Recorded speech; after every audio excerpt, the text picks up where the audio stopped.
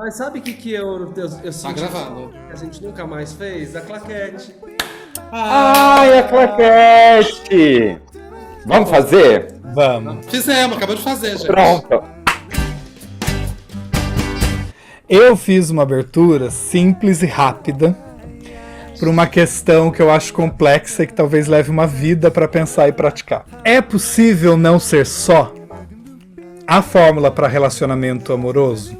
A2, A3, A4, qual que é o limite? Há limites? Casar ou não casar? Namoro, crush, pau amigo, amante, isso ainda existe, gente? Amor, paixão, tesão, tudo junto ou separado? Traição, pegação, solidão? Como relacionar-se? O que é relacionar-se? Seguir o padrão, aceitar a norma, romper com tudo? E aí? O que é o tão buscado, simultaneamente rejeitado e sem dúvida sempre questionado relacionamento? Dá pra ser aberto?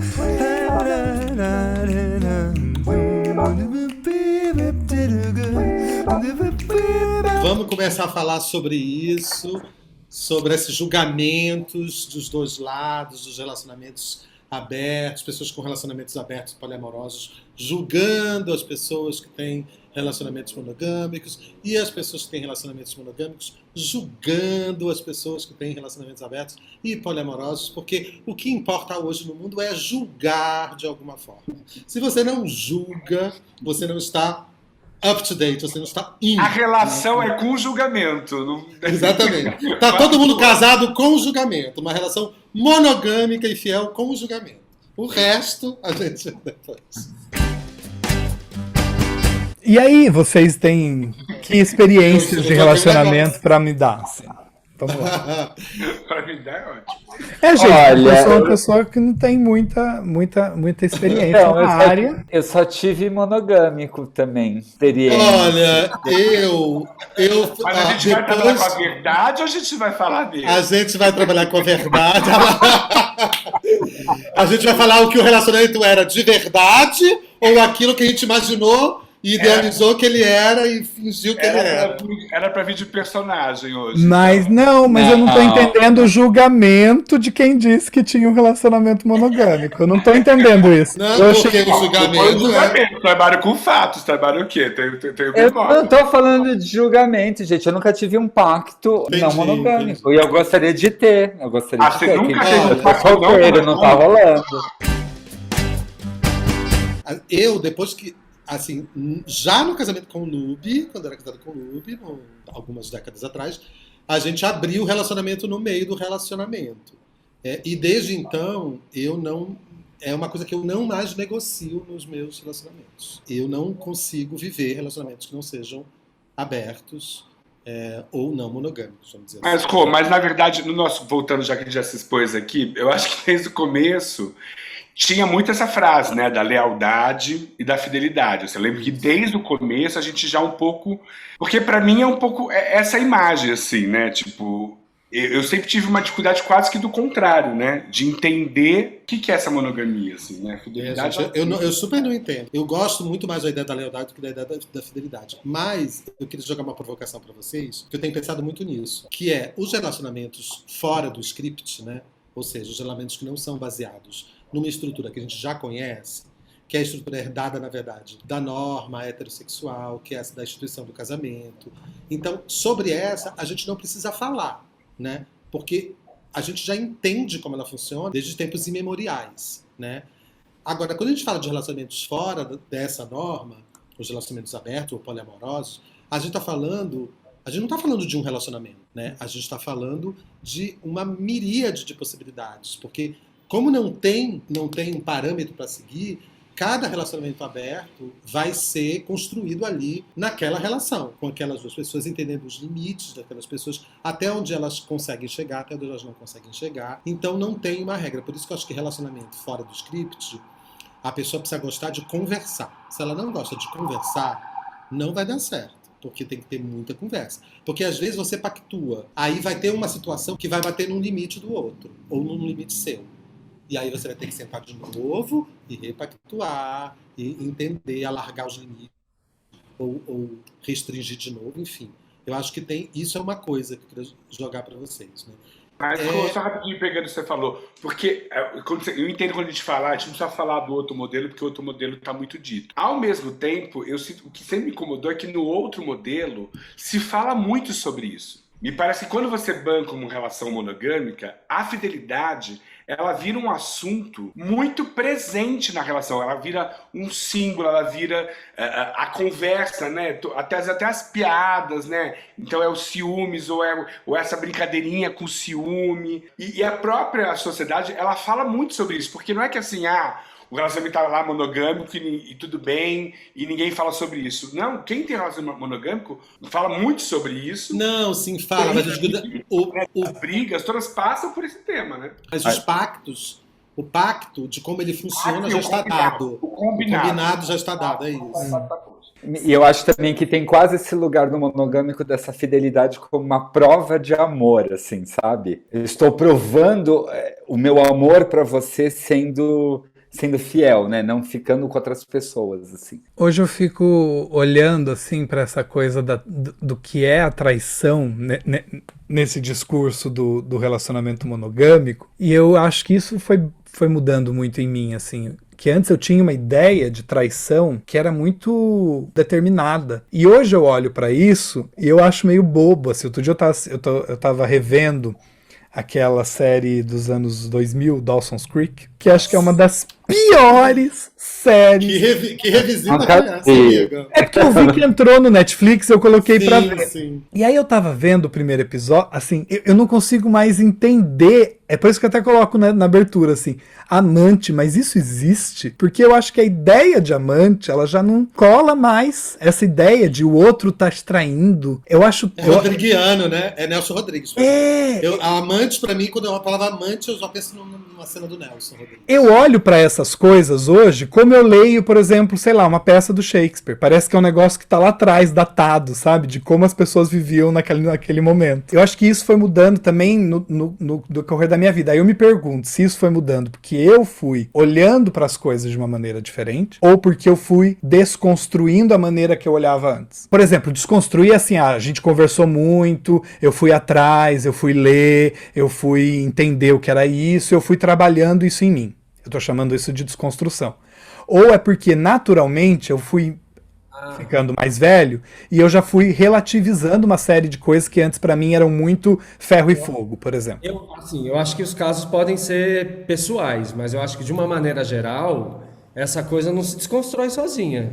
A gente está falando sobre isso porque nós somos pessoas que pensamos, a gente gosta de refletir sobre isso, sobre as formas de se relacionar, mas o senso comum não discute sobre isso, tanto que o casamento, né, as relações monogâmicas continuam padrão. Eu fico pensando que as pessoas precisam viver aquilo que elas acreditam, né? Eu estou cada vez mais defendendo essa ideia.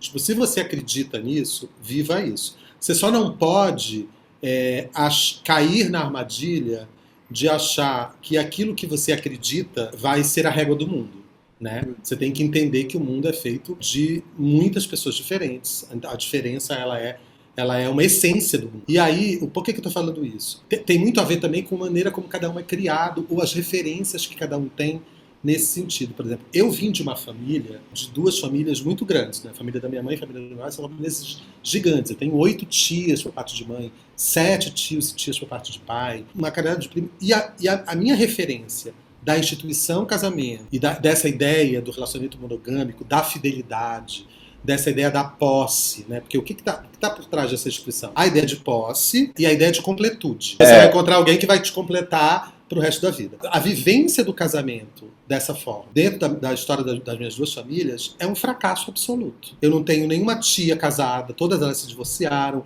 as que ficaram casadas eram casamentos completamente falidos, né?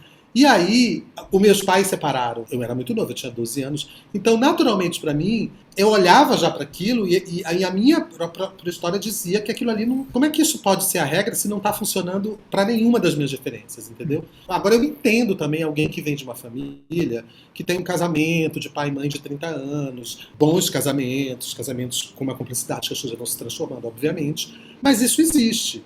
E aí eu acho que é mais difícil para essa pessoa porque a gente também tem uma tendência a querer reproduzir, a querer viver a história maravilhosa, no caso desse. Eu não tinha uma história maravilhosa para viver. Meus pais casaram muito novos, separaram muito cedo. Eu acho que essa equação é perigosa, né? Que se você sente atração por outra pessoa, se você tem desejo por outra pessoa, independente de você realizar ou não, é sinal que o seu amor, né, que é o lugar da posse, é sinal que o seu amor pelo outro ou pela outra já não é mais suficiente, né? E isso eu acho uma grande roubada mesmo, assim. Eu só queria pegar esse gancho do Ronaldo, porque eu concordo absolutamente, eu concordo com tudo que você disse mesmo, assim. Eu acho que o importante é você viver uma relação que está dando certo. Eu acho que o que é triste, quando eu falo que as pessoas não param para pensar sobre isso, é que muitas pessoas já tiveram relações monogâmicas que não deram certo, foram um fracasso, e que decidiram não... muitas pessoas decidiram não ter outras relações por acreditar que se relacionar é impossível. Porque não existe um movimento no senso comum que leve a pessoa, opa, se este modelo não deu certo, talvez eu poderia tentar um outro modelo. As pessoas, em geral, elas falam assim, não deu certo para mim. Não deu certo com aquela pessoa, você culpa a pessoa. Aí Exatamente. você vai sempre achar a pessoa... Não achei a pessoa que vai me completar. Vou achar a pessoa que vai me completar. Aí você passa uma vida procurando que ninguém vai te completar, bicho. Uma hora a pessoa desiste, fala assim, não, eu não nasci para isso. E não existe esse movimento de tentar uma outra forma. É, porque ou é uma coisa ou é outra, né? Ou você tá solteiro e você vai pegar as outras pessoas, ou então você tá namorando e você não vai pegar mais ninguém, né?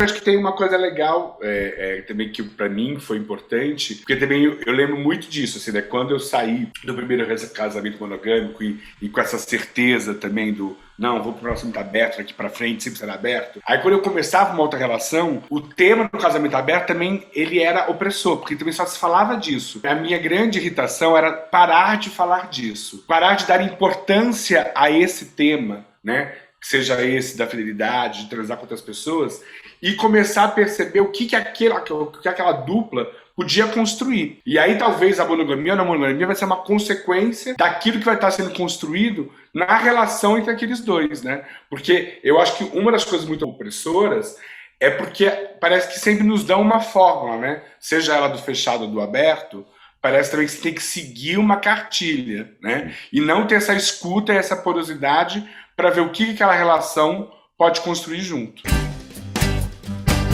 Eu queria fazer uma provocação, porque a gente pode ver, às vezes, relacionamentos abertos que dentro deles, esse casal reproduz muitas das coisas que esse casamento heteronormativo, tradicional, pressupõe. A ideia da posse, a ideia da completude, a ideia de abusar, de achar que o outro é propriedade, né, de você fazer uma chantagem emocional. E você vê, às vezes, muitos casamentos que são vividos de forma monogâmica produzindo outras práticas. Então, eu parafraseio aqui o Preciado, que eu adoro isso que ele fala, que é cada vez mais eu estou interessado não em mudar os nomes, mas em mudar as práticas.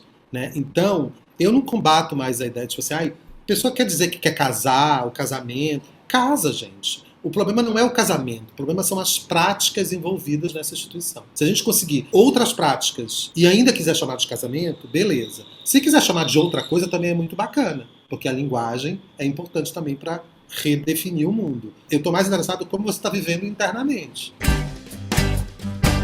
O nome das coisas assusta muito, né?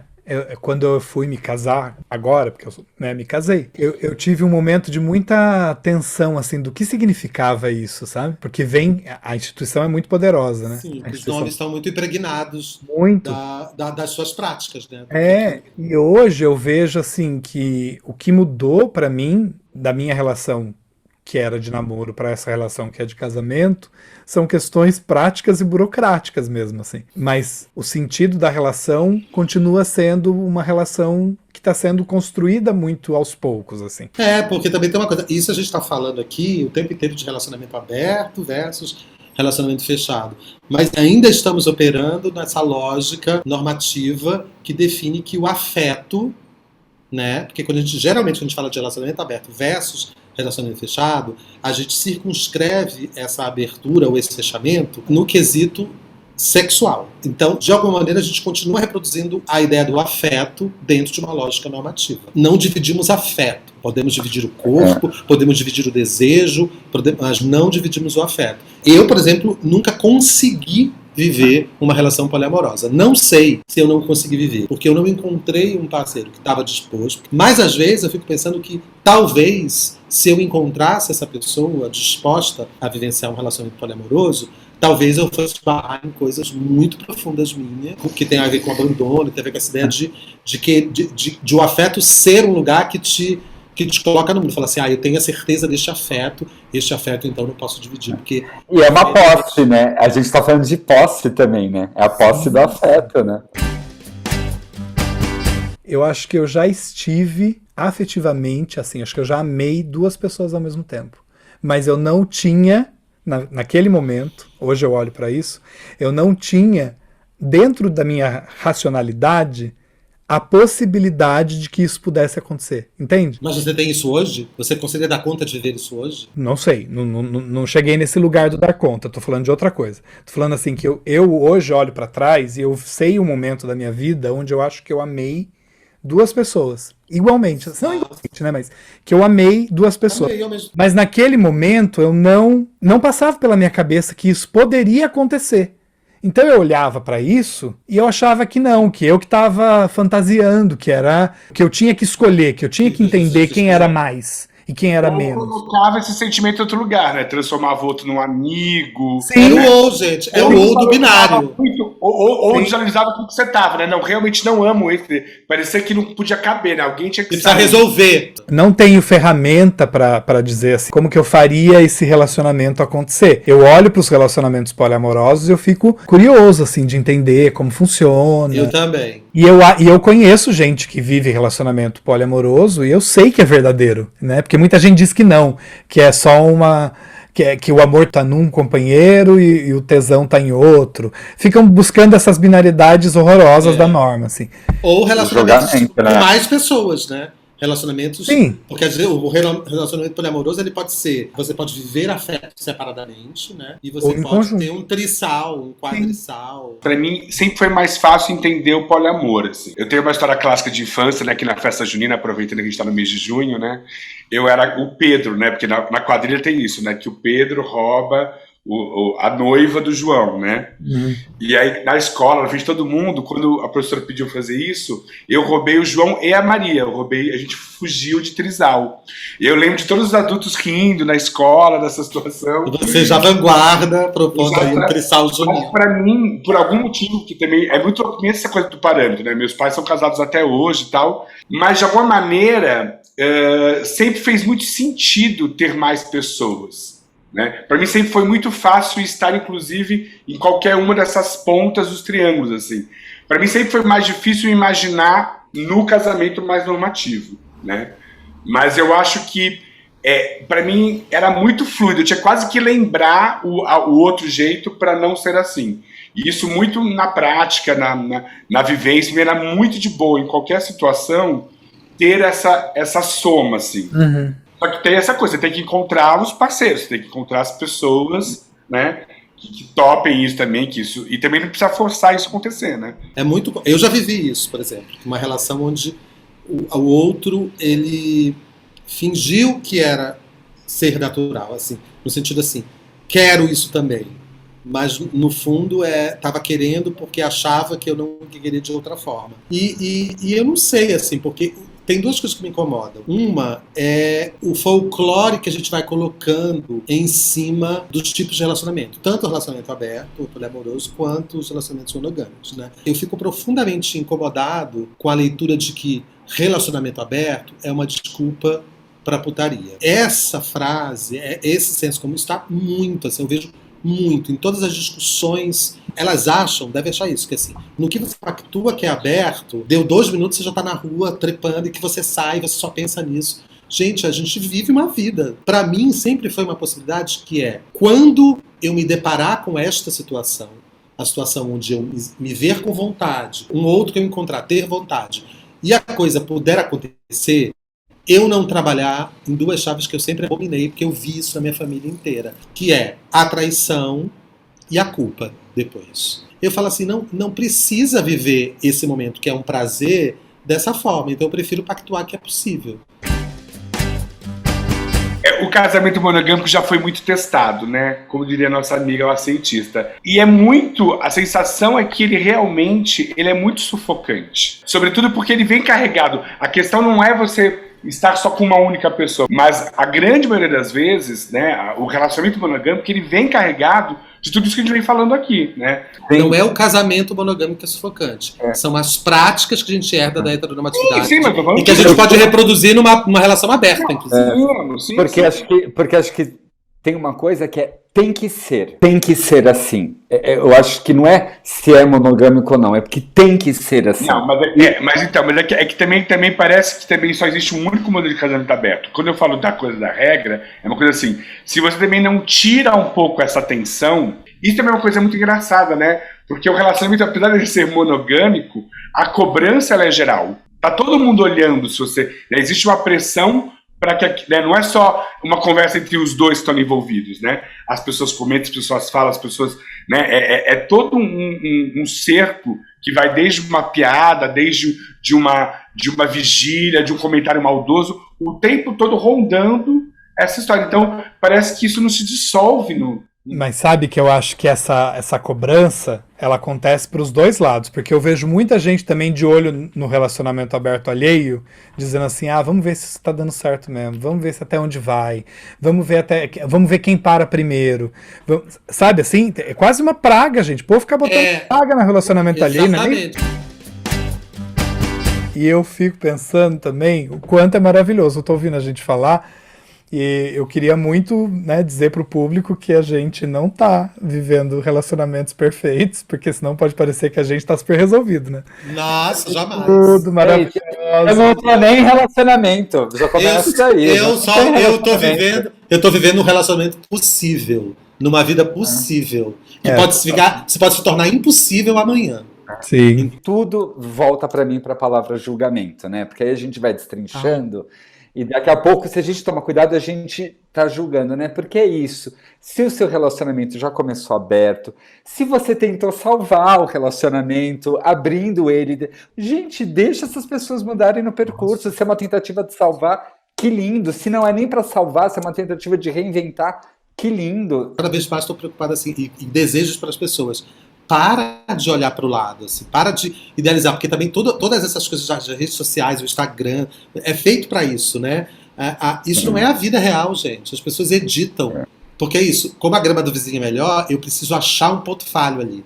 Vive o seu, gente. Cada um sabe o seu buraco, cada um sabe a dor e a delícia de ser o que é, já dizia Caetano Veloso. A gente tá dizendo um monte de coisa, então, só para dizer que na teoria tudo é fácil, mas na prática é muito difícil. Para dizer que, de uma maneira geral, nós curtimos sim o relacionamento aberto. Então, se você tem uma relação com o programa Curadoria, traga outras pessoas.